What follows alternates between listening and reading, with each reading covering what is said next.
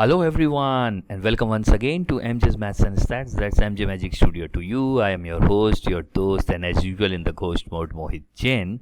And this time I'm here with the master class sessions, a new series where we would be talking about the concepts and the different rules, different formulas, different ways to solve a question related to the particular topic. So we hope that this particular series would be of great help to you while you are solving the question related to that particular topic.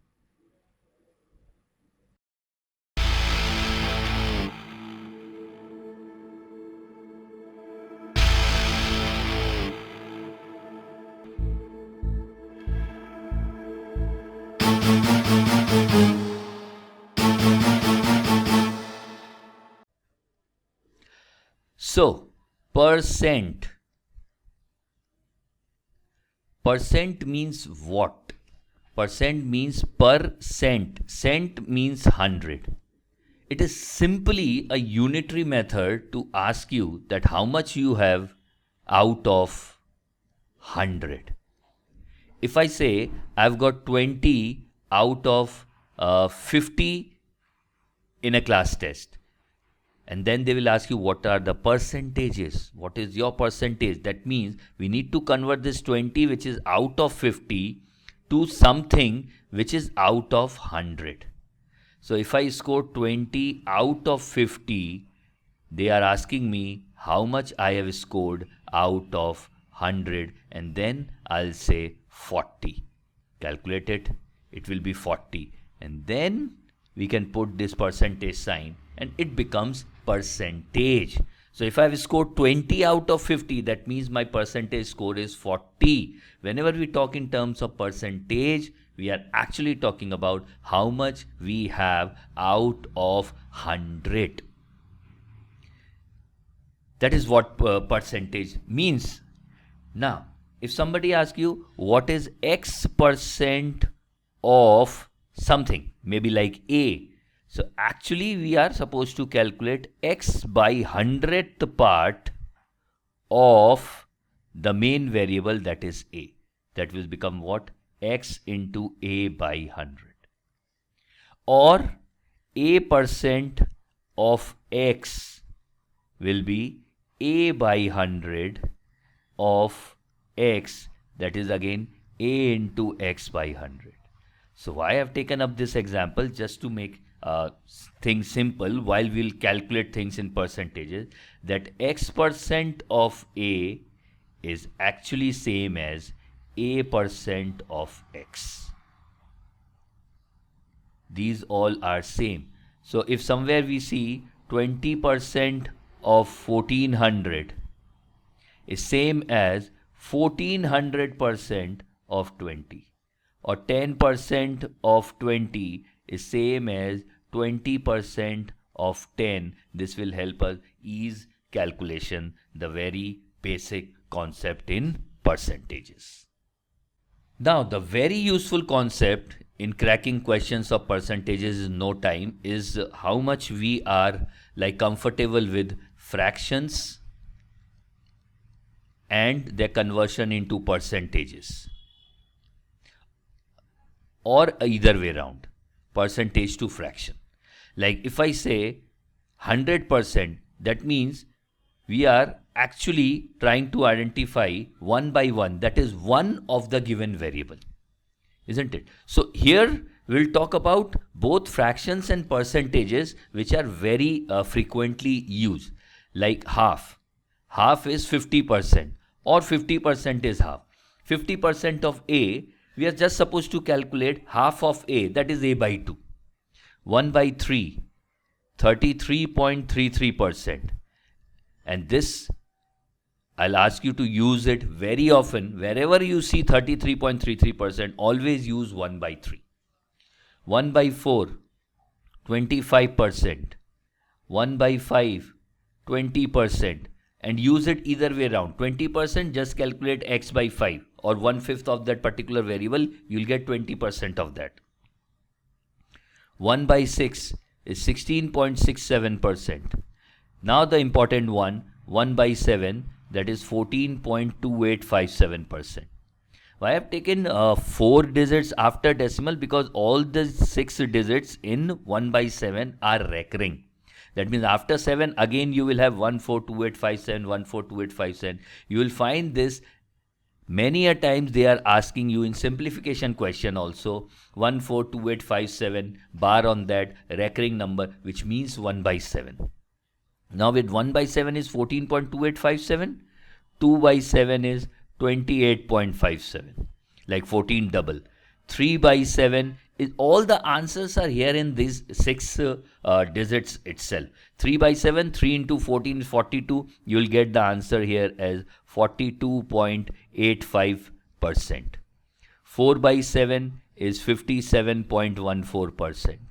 5 by 7 is 71.42%, and 6 by 7 hence would be 85.71%. You can see that all these 6 numbers are moving in rotation. 1, 4, 2, 8, 5, 7.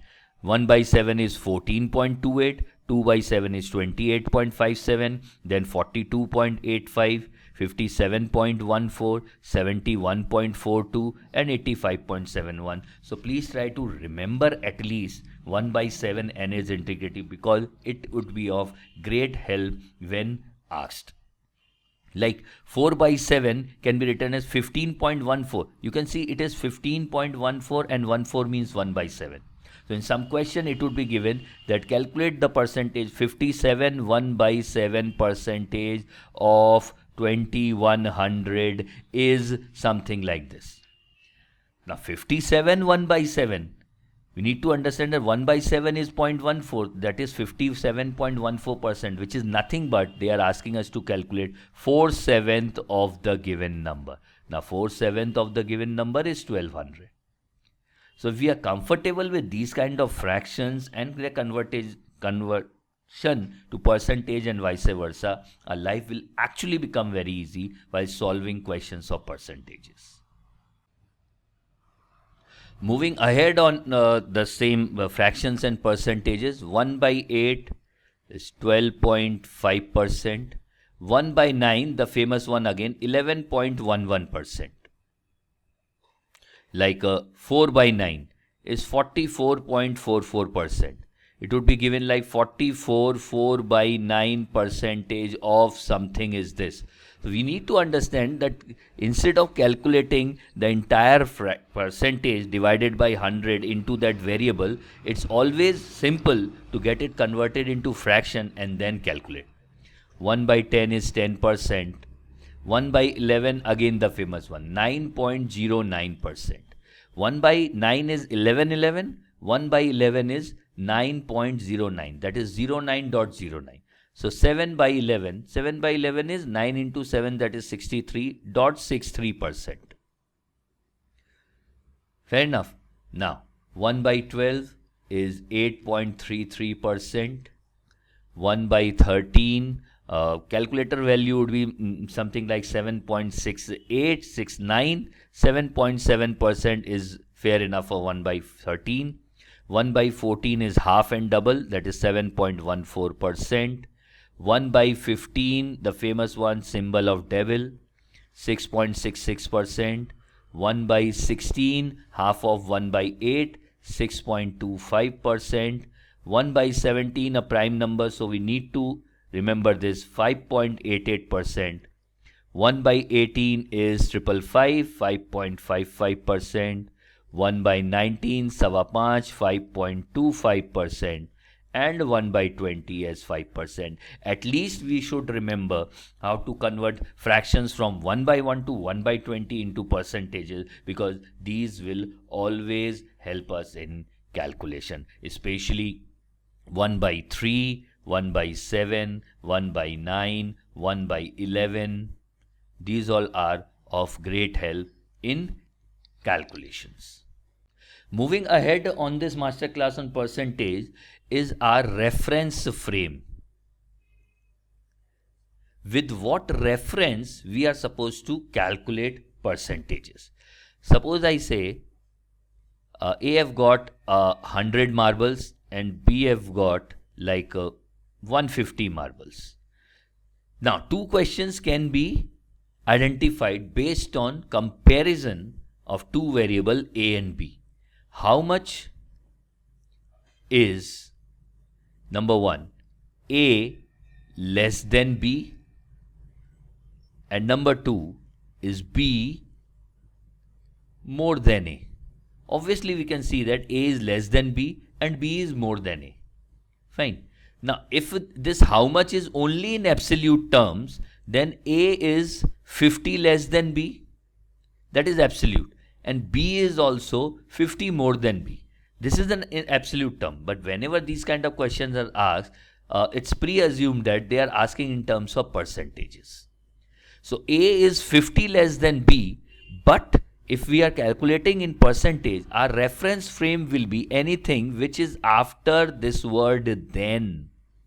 Here 50 need to be compared with B, and in the second one 50 need to be compared with A. So now the B base is 150, that means A is how much less than B? It is 50 by 150, and since we are talking about percentages, convert them into hundreds. So that would be 1 by 3, that is 33.33%.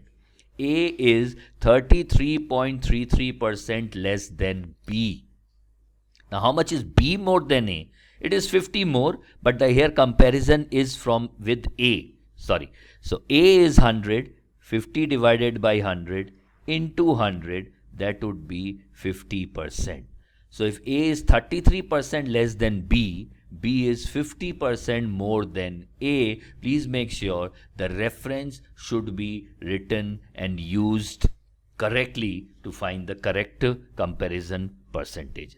A is 33.33% less than B. Doesn't mean that B is 33.33% more than A. Here the comparison base should be clearly understood and used. Now the next important part in calculation with percentages is multiplicative factor. How much we are comfortable with these? If I say A grow by 50%, that means whatever the value of A was, now it have increased by 50% of it. This is how we will write. Or can I write this as A into 1 plus 50 by 100? That means we are writing this as A into 1 plus G by 100.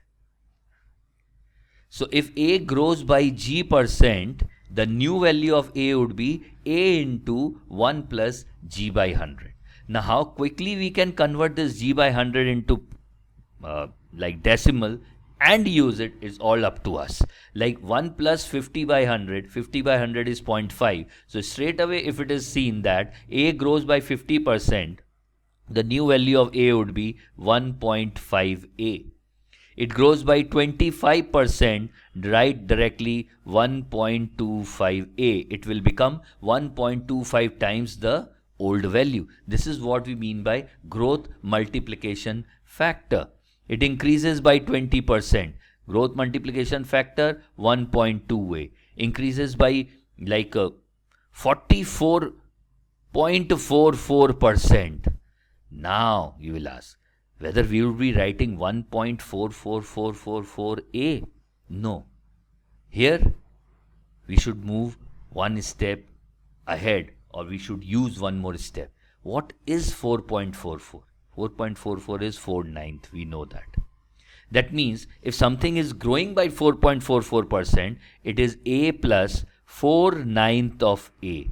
That is, it is A into 1 plus 4 by 9. 9 plus 4 becomes what? 13. So make it 13A by 9. If something says that A grows by 44.44%, that means new value of A would be 13 by 9 times A. So it's all up to you what you want to use as a multiplicative factor. You can go it with decimals, like 25% growth 1.25, or you grow with fractions. We use fractions wherever it is like recurring type percentages, or we are not getting something direct calculation. Like 13% is fine. 13% is 1.13. Fine. But if it is like 14.28% and you know that 14.28% is actually given to you, to check whether you know that 14.28% is 1 by 7. So if something grows by 14.28%, I'll not write it as 1.1428. I'll write it 1 plus 1 by 7, that becomes 8 by 7th of A. Isn't it? If it grows by 14.28%, it would be A plus, and this is 1/7 of A. So that would be 8 by 7th of A. Now, how quickly we can convert this into this is all up to our practice. Practice a lot, so that again it will help in like easing our calculations. Now, on the multiplicative factor side, let us also talk about decline, depreciation, decrease. A decreases or declines by like 20%. That means initially it was A, now it will get reduced by 20% of A. So that would be A into 1 minus 20 by 100. That means it becomes A into 1 minus D by 100. So it is coming down. The value has to be less than 1. So if it decreases by 20%, it has actually become 0.8 times the original one. See, 1 minus 20 by 100, 20 by 100 is 0.2, 1 minus 0.2 is 0.8. Here, we always talk in terms of recovery. What is the recovery rate? Whenever you have this, something decreasing by some percentages, talk about what is the recovery rate. If I said it decreases by 40%, that means recovery rate is 60%. If recovery rate is 60%, the new value would be 0.6 times A. It decreases by 33.33%. That means reduced by 1 by 3. Recovery rate is 2 by 3. That means the new value would be 2/3 of A. It reduces by 4.28%. It reduces by 1 by 7. Recovery rate is 6 by 7. That is 1 minus 1 by 7. That means new value will become 6A by 7. Be comfortable with these kind of calculation, and then it will become very easy for us when we'll take up all the rules, especially rule 1 and rule 3 one by one. Again, before moving on to the basic rule 1 and rule 3, one more multiplicative concept in percentage which is highly used is continuous growth or continuous decline, or growth and decline. Like A increases by 10% and then it increases by 20%. Then it increases by 30% and on, something like this is given. So it is always A into 1 plus G1 by 100. If it is growing, 1 plus G2 by 100 into 1 plus G3 by 100 and on, which is actually known as continuous growth or decline. If it is decline, you can use minus sign. So if I say A grow by 10%, then it grows by 20%. That means that it will become A into 10. We know that is 1.1, and 20% is 1.2. That will become 1.32 times A. So continuous growth or decline, or continuous growth or decline would be of great use, because many such questions are asked in percentages on different platforms, and we will see how to ease that calculation when we'll take up rule 3. Okay, let's do a little bit practice. 4 questions are there on your screen. Try to pause it up and try to solve it, and then come back to see how these kind of questions can be tackled in no time.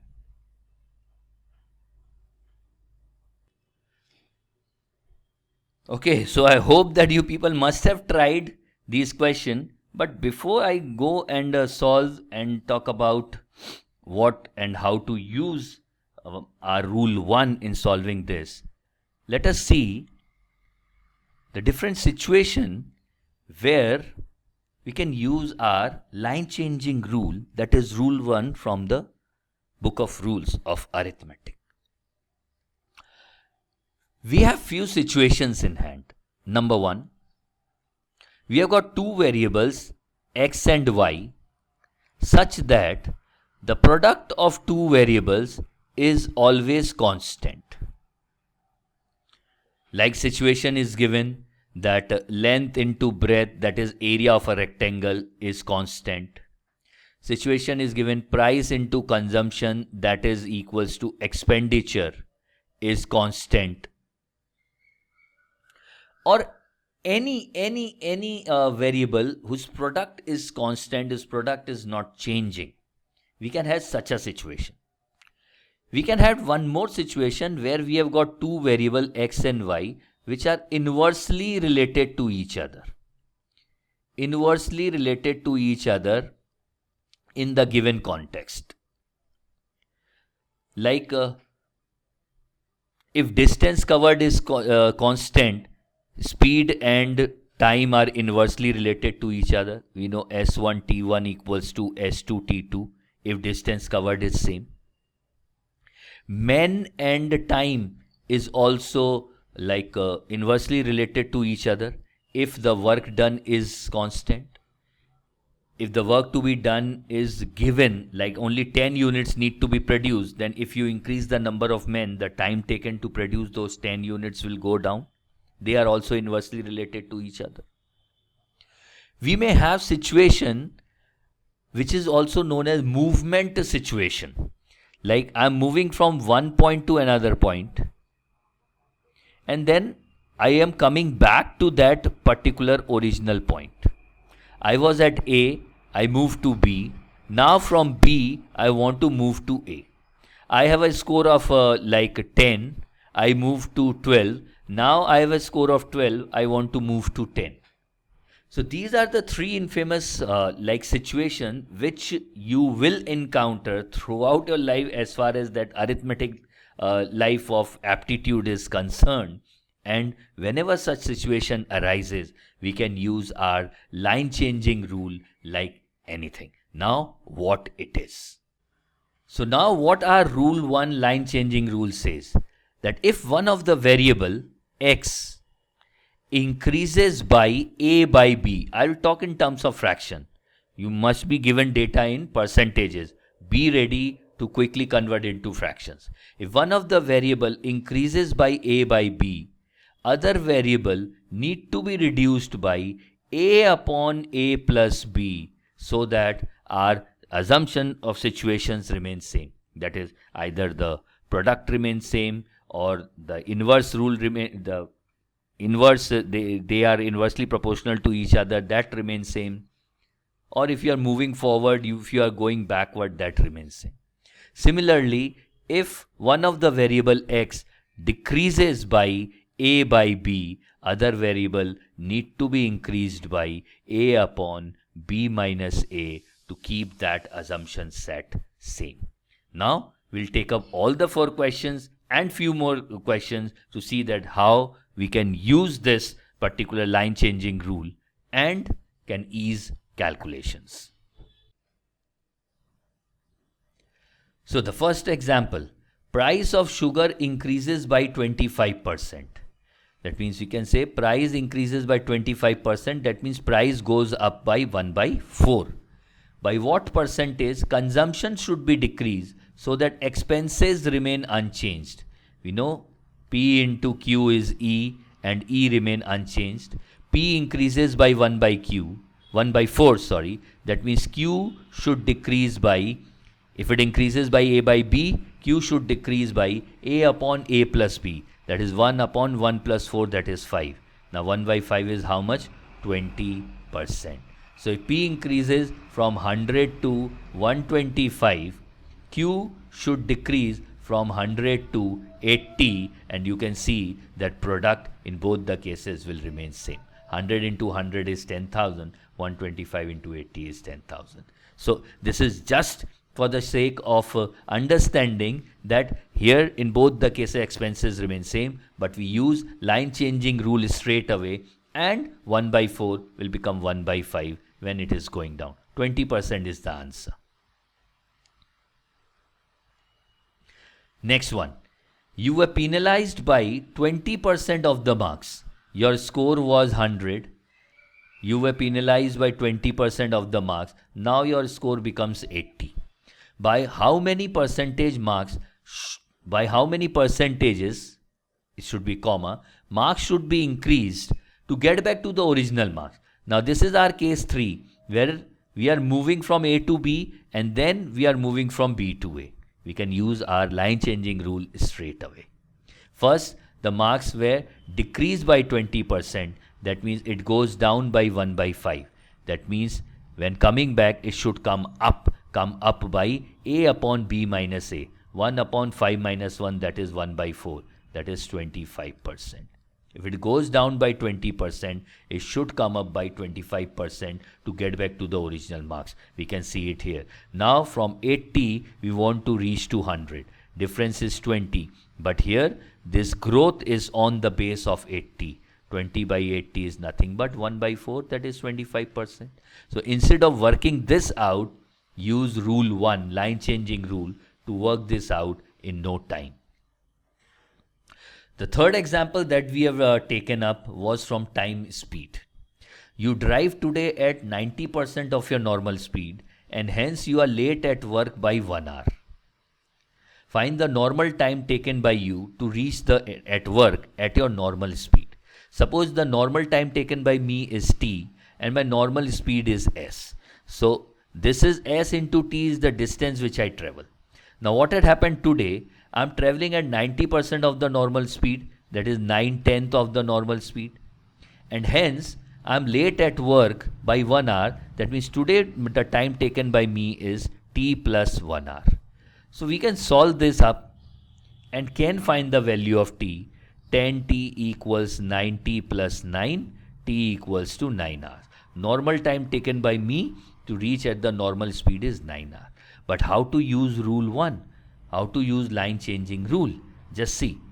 Here we can see that s and t are two variables and we know that s and t are inversely proportional to each other. Here distance is constant, that means it is our case 2. In case 2, s is reducing. Speed is going down by 10%. Today speed goes down by 10%, that means 1 by 10. If speed goes down by 10%, time will go up by 1 upon b minus a, that is 1 by 9. Time goes up by 1 by 9. What does it mean? It means that today I am taking 1/9 of the original time more than the normal time. Today I am taking 1/9 of the normal time more. Now 1/9 of the normal time, t0, is given as 1 hour. That means t0 is 1 into 9, that is 9 hours. The normal time taken at normal speed is 9 hours. Use rule 1 directly to find answers. We have taken one more example, and this example, if we can see, it is from time and work situation, something like that, isn't it? Contractor increases the workforce by 33.33%. That means M is there. What is the savings in the time? And T is there. This is again our case 2, where M and T are inversely proportional to each other. We can use our rule 1 directly. M increases by 33.33%, that means 1/3. If M increases by 1/3, time T should come down by 1 upon 3 plus 1, that is 1 by 4, 25%. The savings in the time would be straight away 25%. Or how? We can see it. We know that when M and T are inversely related to each other, M1 T1 equals to M2 T2. Now, suppose initially 3 men were there and time was maybe like 4 hours. Now today, workforce have increased by 33.33%. That means goes up by 1 by 3. Instead of 3 men, now we have 3 plus 1, that is 4 men. Then what will be the new time? New time taken to complete this would be 3 hours. Initially it was 4 hours, now it is 3 hours, saving of 1 hour. 1 hour on 4 hour. 1 hour on 4 hour is 1 by 4, that is 25%. Without using this concept, we can use rule 1, line changing rule, and can find the answer in no time. Now do it yourself time. Try to use rule 1 in solving these kind of questions. Let me see how you are using it. You have a timer of 1 minute. You have 1 minute time. Try to solve it.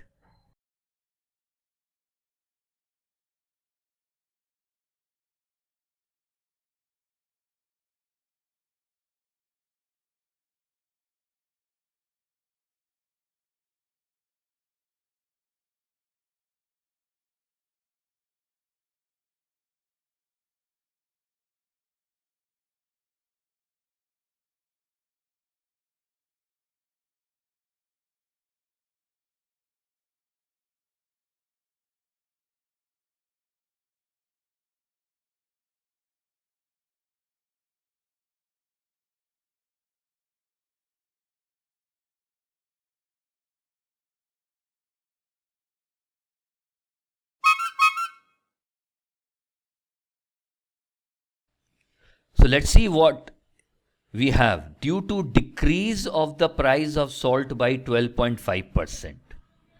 Price fall by 12.5%. We are comfortable with converting into percentage to fraction. 12.5% is 1 by 8. That means P falls by 1 by 8.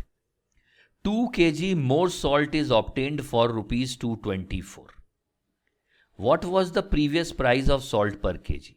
Now this is the hint that rupees 224, which is the expenses, is not changed. It remains the same, and now with the same amount of money you are purchasing more of salt. P goes down by 1 by 8.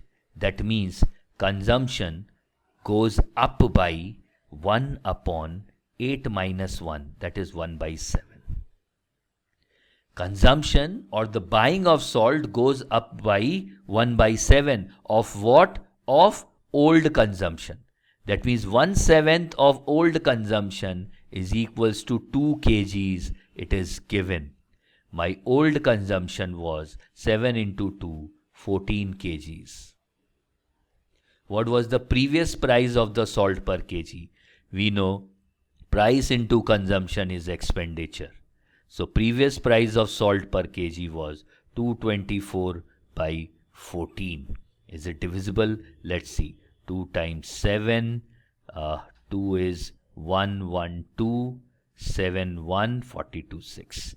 That means old price of salt per kg was rupees 16 per kg.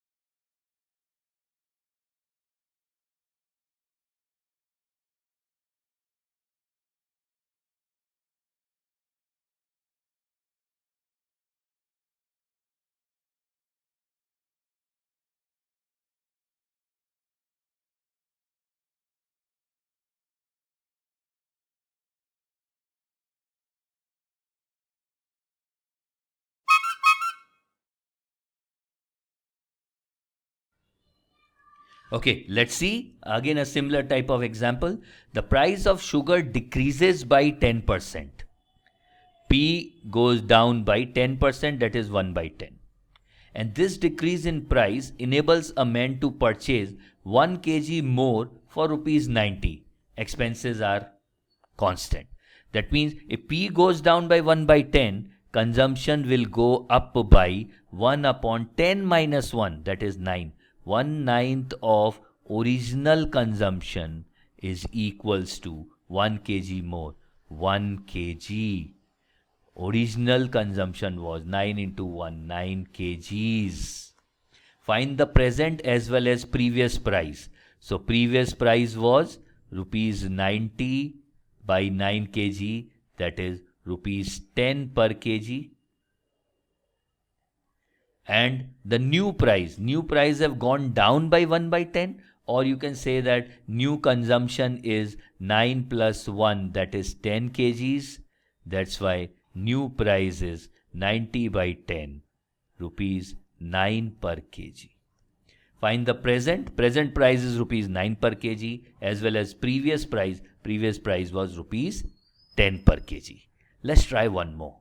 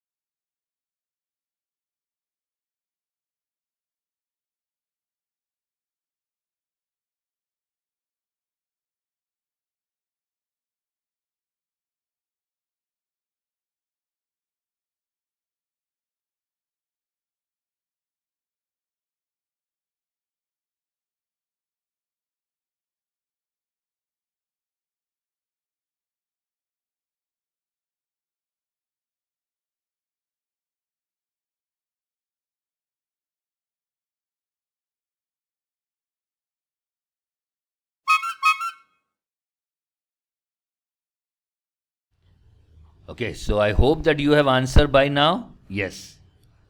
Due to increase in the price of rice by 12.5%. In this case, price increases by 1 by 8. 2 kg less rice is obtained for rupees 144. Again the same case of P into Q is constant.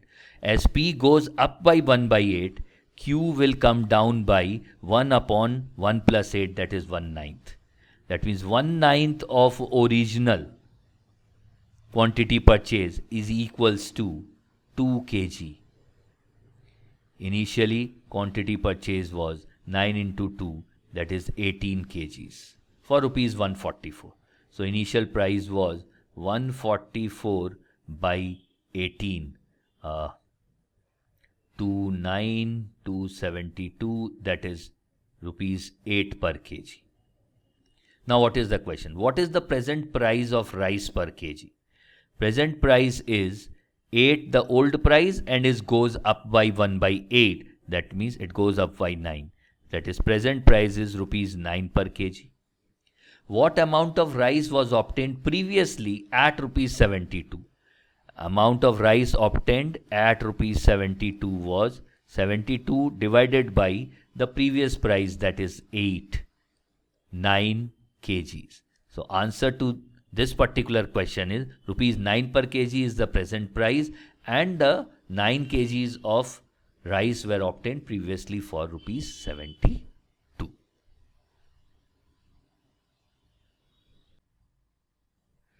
So moving forward on this masterclass of percentages, you have another set of 4 questions on your screen. Please pause it and try to solve it by yourself. We'll come back to this question in no time.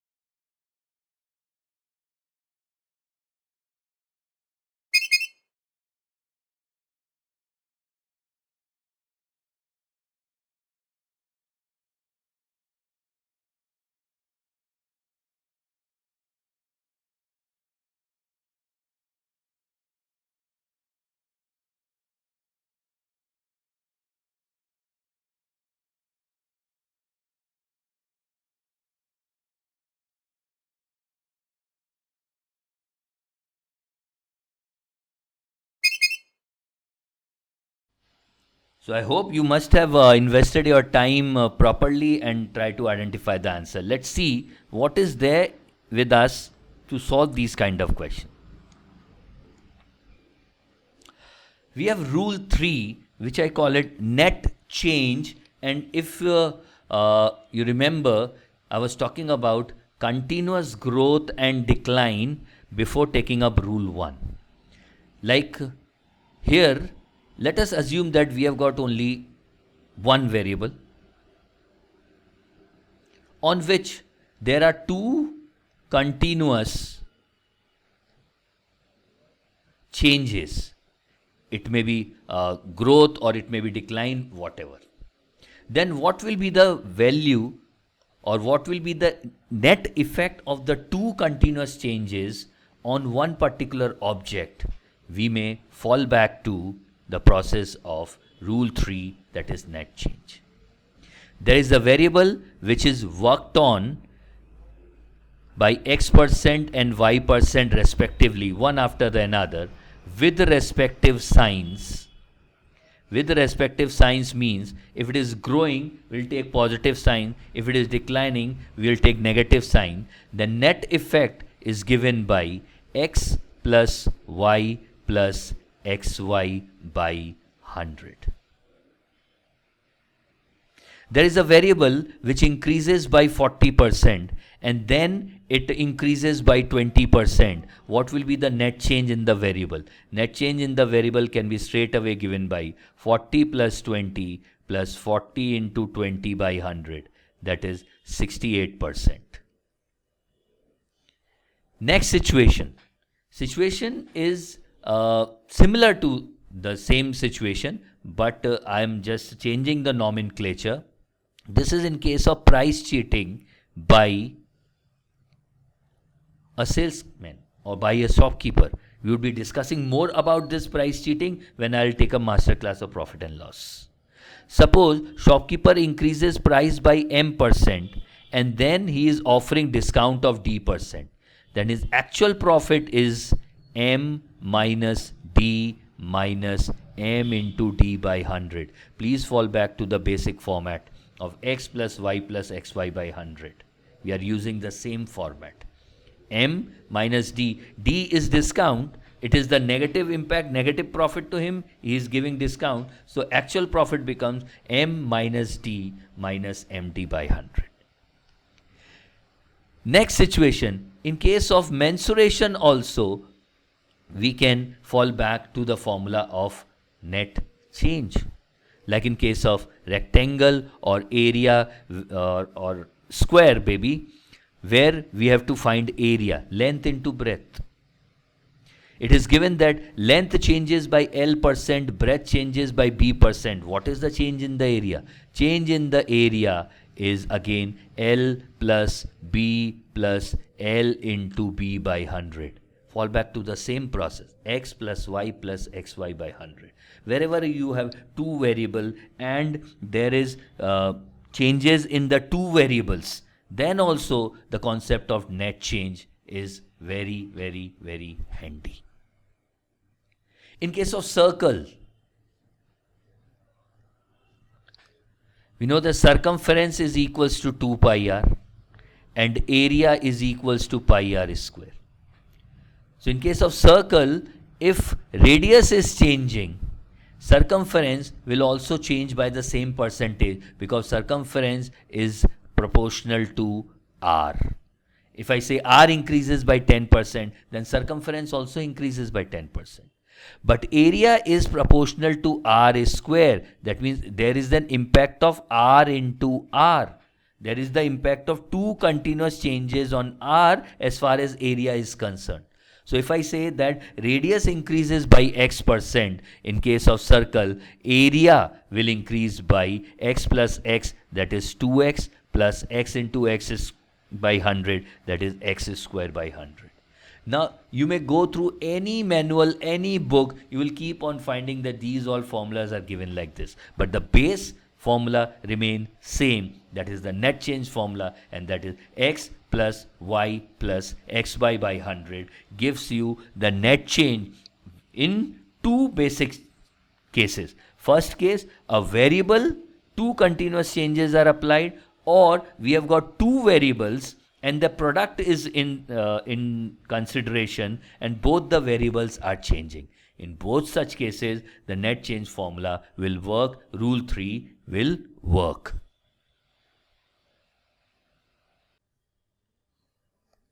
So falling back to the 4 questions which I have shown and you have tried it, let us solve all these 4 questions again with our net change rule, x plus y plus xy by 100.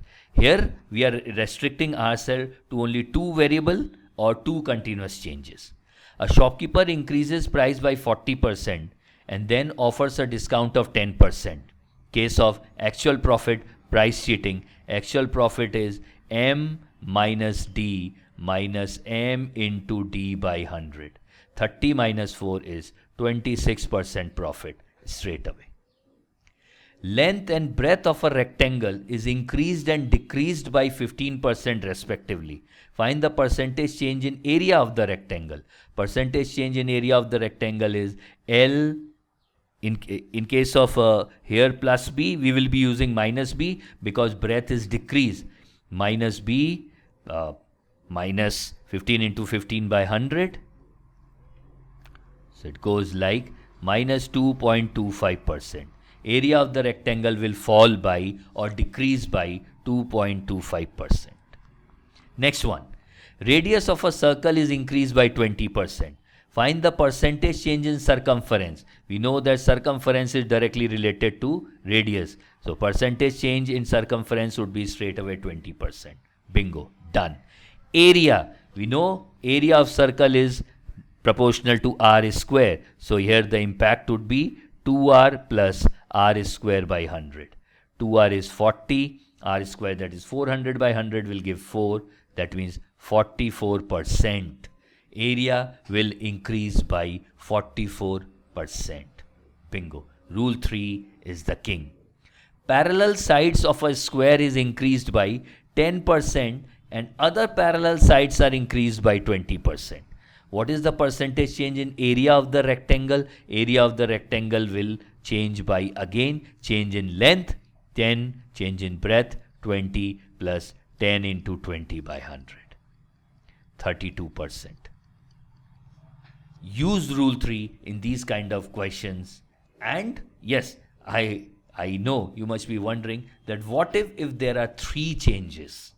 What if there are 3 variables and all the 3 variables are changing together and the impact is multiplicative? What if on one variable 3 times the continuous changes are made? We'll move on to our advanced version of rule 3.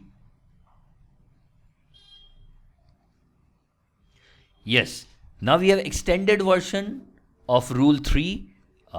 Cases remain same. Either one variable, 3 continuous changes.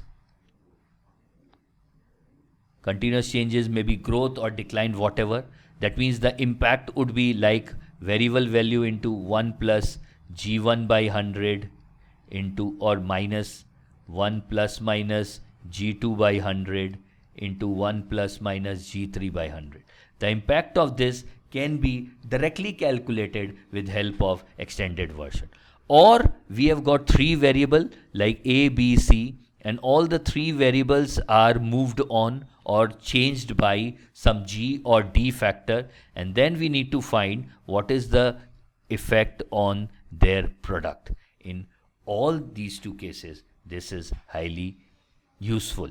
Simple formula.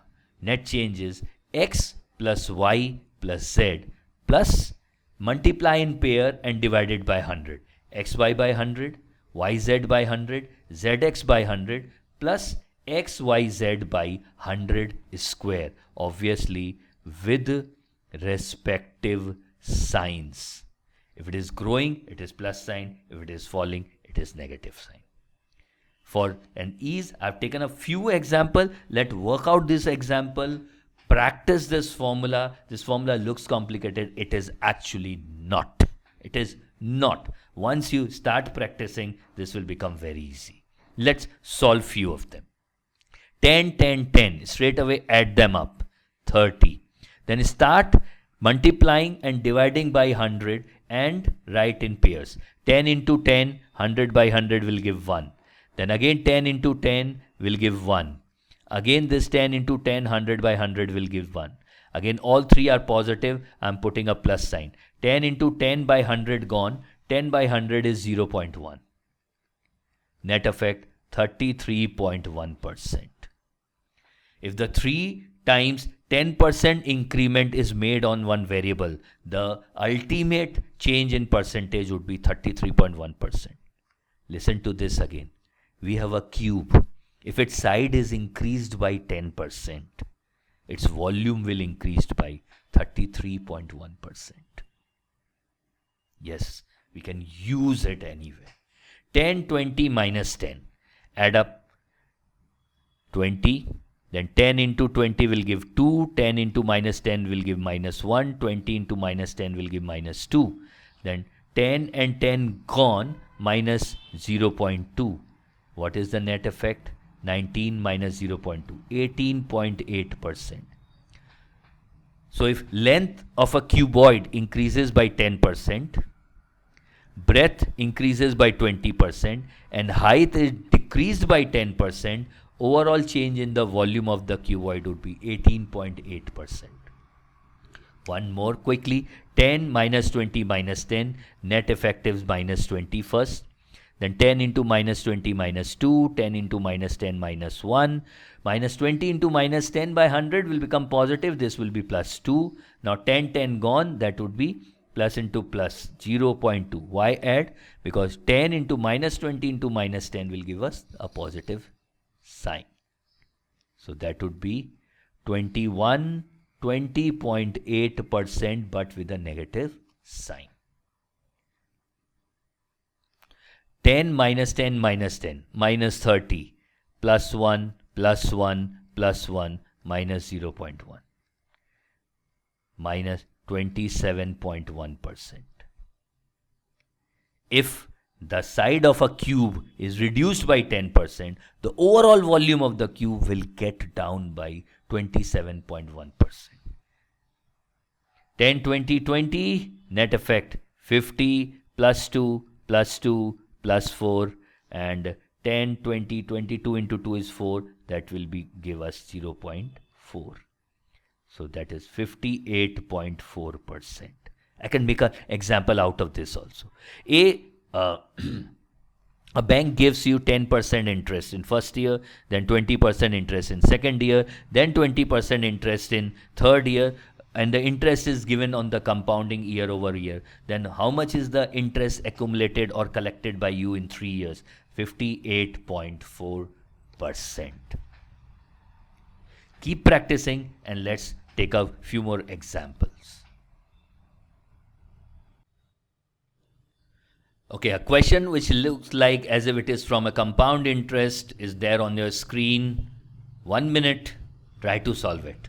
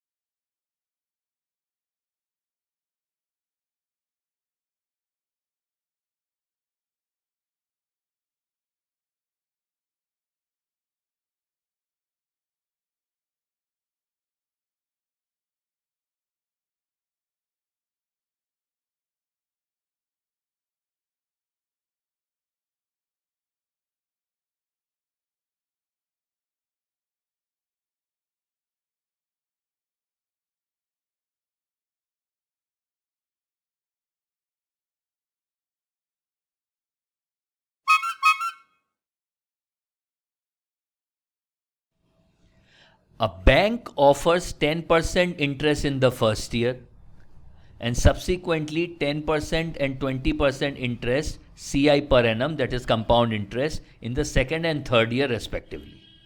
If rupees 1 lakh is invested now, what would be the amount of interest collected at the end of third year? We know that we can use rule 3 to first find the effective interest rate since it is compounding interest rate. Delta 3. would be 10 plus 10 plus 20, 10 into 10 by 100, 10 into 20 by 100, 10 into 20 by 100, 10 into 10 by 100 gone, 20 by 100 is 0.2. So that will give 45.2% interest would be overall interest collected. Now what is the amount of interest? Amount of interest is 45.2% of whatever amount you have invested, that is 1 lakh in this case. Directly using rule 3, the net changing rule, we can find the compound interest without actually using tedious calculation or formulas of compound interest. 45,200 is the answer. Let's take up one more. You have a minute time, try to solve it.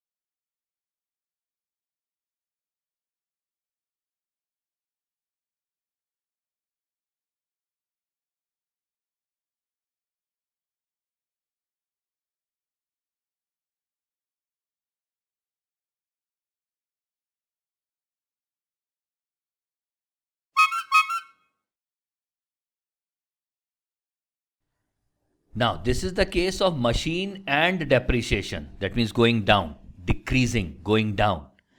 A machine is purchased for rupees 10 lakh.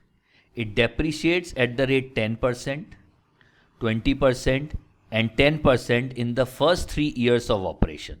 That means value goes down by 10%, then goes down by 20%, then goes down by 10%. Find the value of the machine at the end of third year. First of all, we need to find that what is the impact of 3 negatives. Again, rule 3 extended version. Minus 10, minus 20, minus 10 is minus 40. Minus 10 into minus 20 by 100 plus 2. Minus 10 into minus 10 by 100 plus 1. Minus 20 by minus 10 by 100 plus 2. Now minus into minus is minus. 10, 10, 100 gone, 0.2.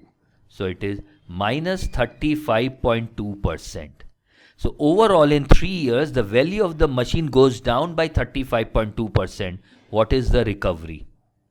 And I have talked about whenever there is decrease, always talk about what is the recovery. Recovery is 100 minus 35.2. That is 64.8%. So what is the value of the machine at the end of third year? Value of machine at the end of third year is 64.8% of the initial value, that is 10 lakh. 6,48,000 straight away. Use rule 3. Let's take up one more.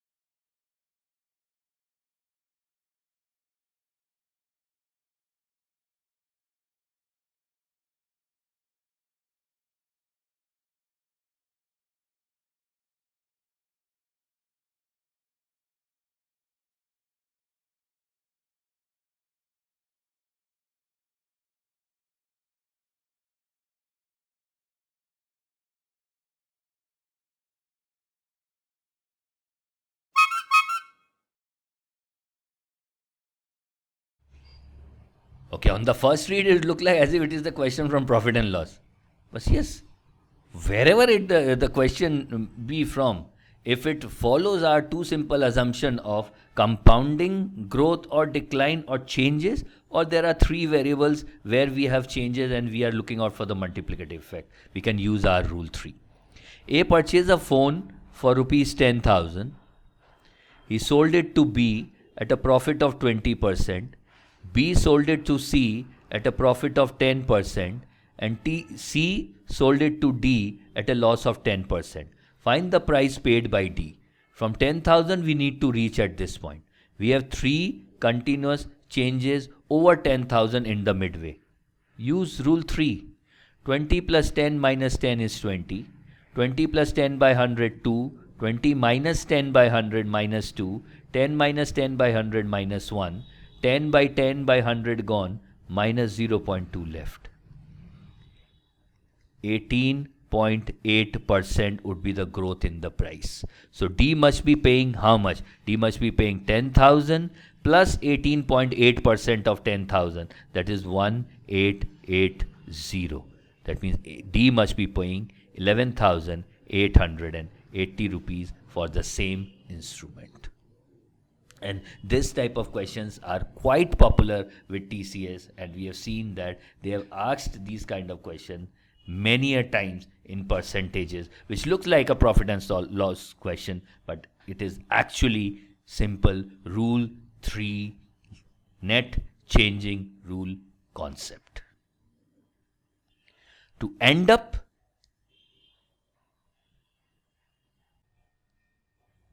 what happens if we have more than 3 continuous changes? See, these all are irrelevant as far as like aptitudes it's concerned, because not many of time we have seen that 4 continuous or 5 continuous changes questions is asked, but there is no harm in learning. Let us do that. What will happen if there are 4 continuous changes, X, Y, Z or A, or A, B, C, D? Simple. A, B, C, D. Don't fall prey of any formula. Use delta 2 with A and B. Use delta 2 with C and D. You will get something. Use delta 2 with E and F, and you will finally get the net effect. You can use it if calculators are not there. If on-screen calculator is there, you know how to use this, how to use your calculator. Always use calculator in multiplicative format, and you might end up getting the answers in no time. Like, what will the effect of 10, 10, 10 and 20, and I have no on-screen calculator, I'll fall back to my rule 3. 10 plus 10 plus 1 gives me 21. 10 plus 20 plus 2 gives me 32. Done. Now 21 plus 32 gives me 53. Plus I need to multiply them up. 2, 4, 3, 7 and 6. 6.72. Net effect 59.72%. Finish. Practice, practice and solve. Do attend our practice sessions where we have solved all different type of questions which were asked at TCS, Ninja, TCS NQT Drive in September 2021. We have 3 practice sessions coming up every night from 5th of November, I guess, 5th, 6th and 7th, or 6th, 7th and 8th, something like that, at 9 o'clock.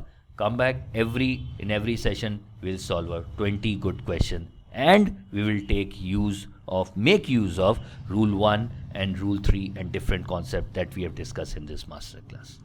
Happy Deepavali to everyone. Stay at home, stay safe, enjoy the festive season, and thank you everyone for participating. I'll see you soon.